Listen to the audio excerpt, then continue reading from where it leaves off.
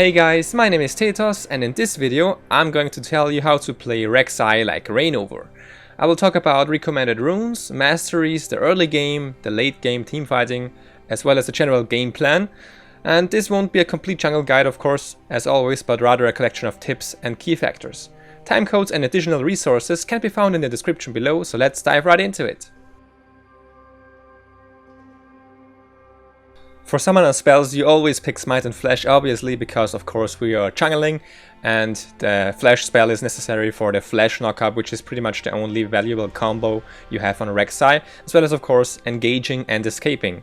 When jungling on Rek'Sai, Reignover picks one of these two rune pages, and you can see the only difference is that one time it's flat armor and the other time it is scaling armor seals.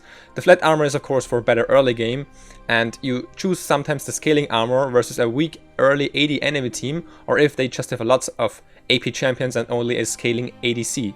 For Masteries, Reignover always goes 21, 9 and 0, which is a standard jungler page for Rek'Sai, but he's skipping Butcher and Feast Mastery instead and gets the 5% CDR as well as some attack speed and the double-edged sword mastery. He's also getting spell weaving and blade weaving, and the defense tree looks very standard, so nothing much to say here. For the skill order, you always get Q at level 1, then W and then E. So Q is simply the best start you can have in the jungle because of its low cooldown and great AoE damage as well as single target damage as well. It works well with the Smite Krug buff, and W of course is necessary for the AoE knockup, which also damages the jungle camps, and as well for the burrowing to get the health back when jungling. And of course at level 3 you want to get the E to build up your tunnel system, and the skill order is basically RQEW. For item builds, it's a standard machete, 2 health potions and warding totem start. It should be said that the standard rush is Skirmisher Saber with a warrior enchant into boots and a hex drinker, because as you've noticed earlier he doesn't run any MR runes, so that's why the hex drinker is quite strong in dueling and of course ganking any AP lane. For the trinket, it should be noted that he's upgrading his warding totem as soon as possible, usually very early into the game, for a mini sidestone kind of. So the greater stealth totem is what you should be looking for. The boots are usually bought pretty late, actually after the jungle item, never earlier. Often also after the hex drinker is completed and the greater stealth totem, usually at the same time. For tier 2 boots you get Tabi, Merc Threads or mobility boots usually, but mostly it's Tabi or Merc Threads depending on how much CC or AD champions the enemy team has. And your core should be tier 2 boots, Skirmisher Saber with the warrior enchant, hex drinker, and your first defensive item as well as the greater stealth totem. For your defensive items you can choose between, a variety of items such as Locket, Randuin's Omen, Thorn Mail, Warmock's Armor or Banshee's Veil. And for the boots and tank items it should be noted that of course you get the tank items also depending on the enemy team. So if they have double AP comp with a strong AP support or some ADC like Corki or Ezreal who does a lot of AP damage as well, you of course get 2 MR items. And if they have a lot of AD or auto tech reliant teams, you definitely get the Randuin's Omen as soon as possible into a Thorn Mail, for example. Your full build could look something like this: tier 2 boots into Skirmisher Saber with a warrior enchant, Maw of Malmortius, Randuin's Omen, Spirit Visage, Thorn Mail or Banshee's Veil. For the boot enchant you definitely want to get Home Guards when deathing, but otherwise usually don't get anything. Rarely you get Alacrity or Distortion when engaging with Flash frequently. For the elixir you get the elixir of Wrath, because Rek'Sai can escape CC chains pretty well, so you don't need the iron usually, and Wrath synergizes well with hunting people down and lifestealing for her entire kit of course. Let's talk about the game plan. First off, Rek'Sai, or rather Reignover, has some very creative and flexible jungle paths as well as starts in the game. So sometimes he starts some weird stuff like Wolves solo or Krug solo, Red Buff solo, anything basically that works. And that is something you can do on Rek'Sai to have some very nice and strange ganking windows. For the tunnel network it should be said that it's necessary of course to jungle safely or counter jungle safer. You need to build up your network in the enemy jungle for counter jungling, or in your own jungle of course if you want to power farm. The Tremor Sense ability of course is very good for a safer counter jungling, and the next point is that you can and should force ganks and pressure lanes whenever your flash is up, but you should be aware of whenever flash is on cooldown, because if you haven't built up a jungle network with tunnels, then you can't really escape that easily and you should be very careful when going in. Your strong early game, however, should be abused, and don't forget to transition to a tank mid and late game, but if you follow the item build, that's a given anyway.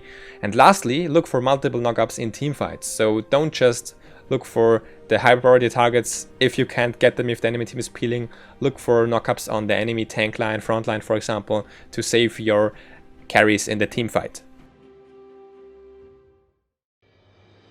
For combos, there's only one combo actually you can use on Rek'Sai, which is also the single combo you can learn and should learn and perfect and master. It's a simple flash and unbarrow combo with the knockup, of course.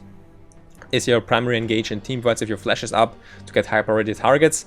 Should be mastered definitely, so you don't miss the knockup, because it could also be done with the tunnel and then the knockup, of course, but it's kind of easy to dodge, or at least easier to dodge, and the flash just secures the knockup on multiple potential targets. So you should learn this and master it, preferably.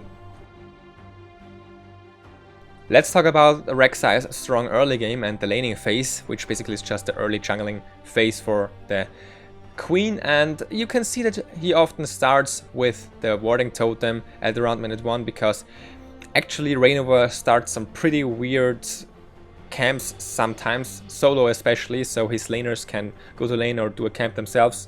You can see, for example, a solo red buff start on the blue side, which goes into Wraiths, followed by another camp, rule buff actually, and then a scuttle crab.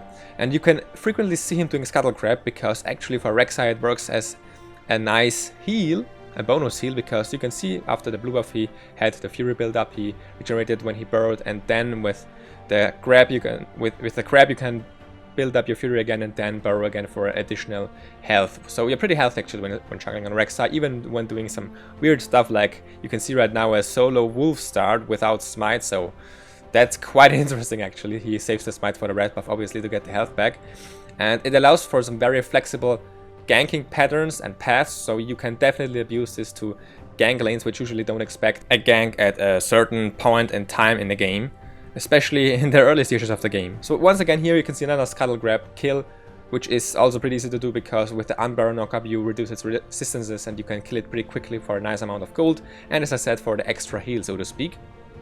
Now for the Krug start, it's actually pretty strong, because I will show later how the Krug smite buff interacts with Rek'Sai's auto attacks and Q. It's pretty strong, and actually in my opinion the best start you can do, even solo sometimes. So you can just clear endlessly and abuse the smite buff. So as I said before, once again the scuttle crab here at the end, and after the scuttle crab usually you can go for a gank, either top, mid or bottom. Any lane is gankable usually, especially with the nice tunnels as you can see here, which allows for some very nice ganks. I also showed this in the Lee Sin guide, where Rush basically just ward hopped and actually got off some nice ganks from some very nice angles. Of course getting a kill is nice, but even getting a flash can be very helpful, and trading flash with a flash knockup combo for the enemy flash or getting a kill is what you want to do in the early game especially. And when your flash is down, go back to jungling maybe, play a bit safer, or build up your tunnels. So as I said before, it works for pretty much every lane. You can gank mid, top or bottom, but it depends on which camp you started, and you also should be aware that it's quite dangerous sometimes to gank, of course, a lane if you don't prepare your tunnels and your flash is down, so that's why you shouldn't overextend like that.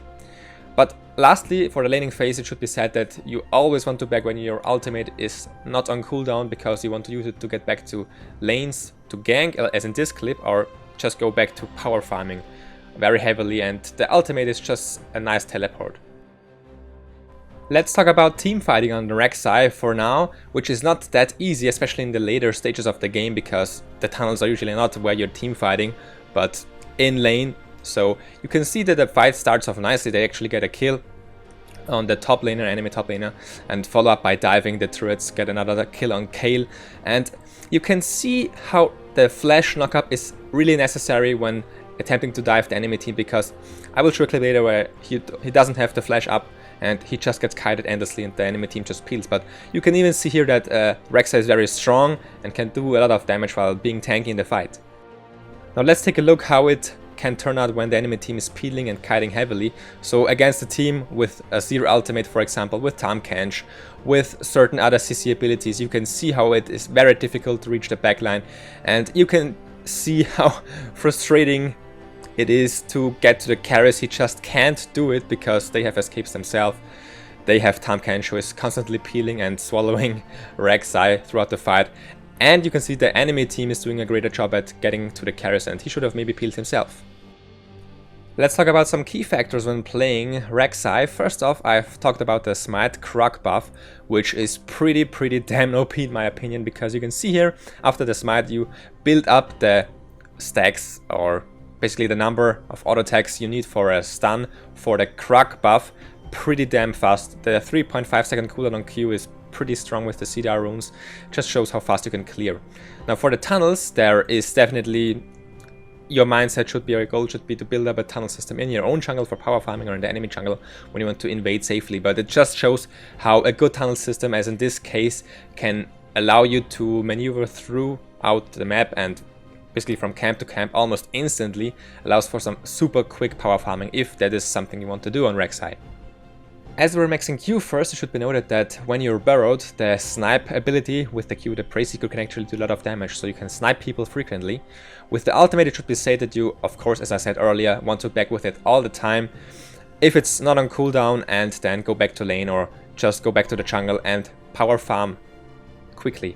Now, you can also use it to escape, as in the intro clip shown, but it should be noted that it's pretty hard to pull off sometimes, and, you know, just try it because the cooldown is very low.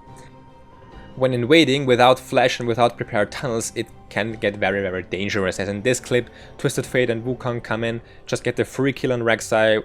Was a lot of overextending involved in this clip, and I'm going to show you some other clips with the tunnels missing. For example, in the late game especially, here a red buff solo invade, where Aatrox and Gragas collapse on the Rek'Sai, especially in the late game, without wards, even with the Tremor Sense, without the tunnels, without flash, you can't do something like this. It can really throw a game hard, especially in this case. Now, a solo invade done right is when you have a tunnel system prepared, such as this one. So going for a blue buff, as in this case, is really low risk and something you can pull off very nicely and easily.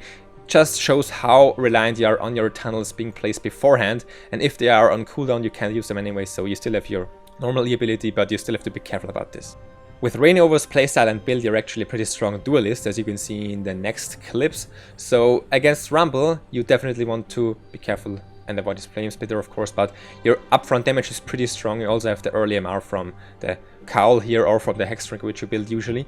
And you can definitely see how the Skirmisher's Saber allows for some pretty strong trades and kills, so don't be afraid to try some 1v1s, which you can definitely pull off in your favor frequently.